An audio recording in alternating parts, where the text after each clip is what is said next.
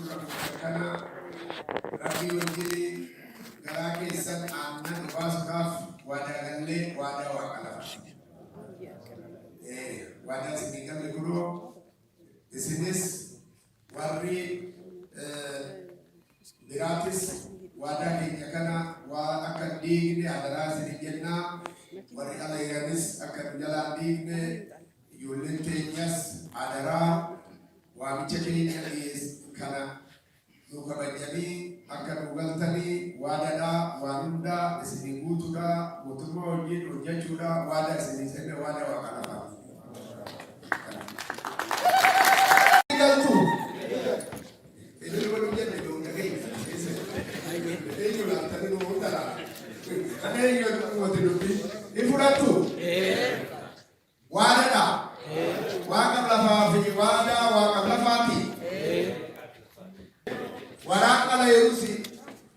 Ergaa dabarsinee fi ijoolleen teenya biyya baay'eetti ingalti waadaa waaqaaf lafaati waaqa alangeen teecha yaadeffatti.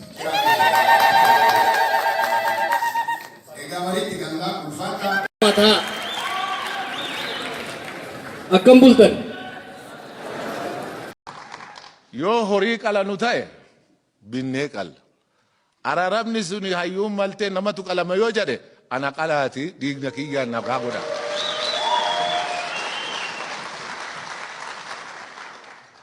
Isinitti dabala. Horii qalanii nagaa yoo ta'e binnee qalla. Namatu qalama yoo jedhan dhiiga kiyyaan qalaati nagaa godha. Kana achi tokko yoo nu taane malee injifannoon hadha qabanne tun harka keenyarraan baate seenaa gurraacha barreessuuf deemaa jira.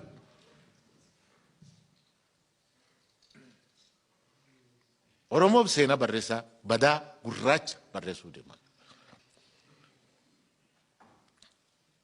Kanaaf araar guddaan tokko abbootii siyaasaa kana keessatti gaggeeffamuu qaba. Yoo kun ta'e nagaan hin buutu.